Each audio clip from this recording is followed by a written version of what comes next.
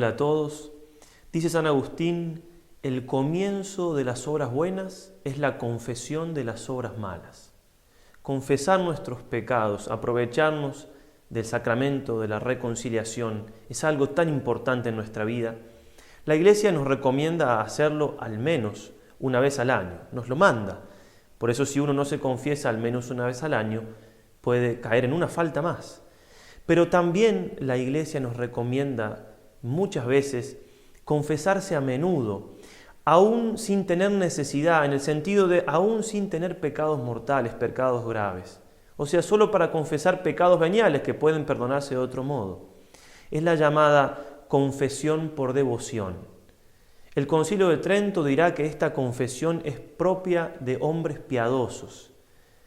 Pío XII va a decir en contra de los quietistas que es muy importante para lograr esa cercanía y esa intimidad con Cristo, confesarse frecuentemente. Juan Pablo II dirá una y otra vez en sus discursos a la Rota Romana que la confesión por devoción ha acompañado la vida de los santos. Dice el Papa entonces, si como nosotros estamos llamados a la santidad, así también nosotros estamos llamados a ser educados por esta práctica que han realizado los grandes hombres, los santos. Por eso pensar cada cuánto me confieso, si le doy importancia a la confesión frecuente, es una limpieza más del alma, es recibir la gracia propia del sacramento en ese momento que estoy necesitando. Produce, como decíamos, un aumento de gracia, hace que se cure nuestra alma, nos va quitando las malas inclinaciones, nos da un mayor conocimiento de nosotros mismos, nos hace hacer actos de humildad. ¿Cuántos beneficios tiene la confesión frecuente, la confesión por devoción? Por eso también la han recomendado los santos.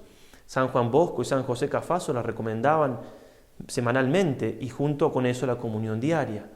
Santo Dominguito Sabio, uno de los primeros frutos de San Juan Bosco, había escrito en su libreta sus propósitos en su primera comunión y el primer propósito era «Me confesaré muy a menudo».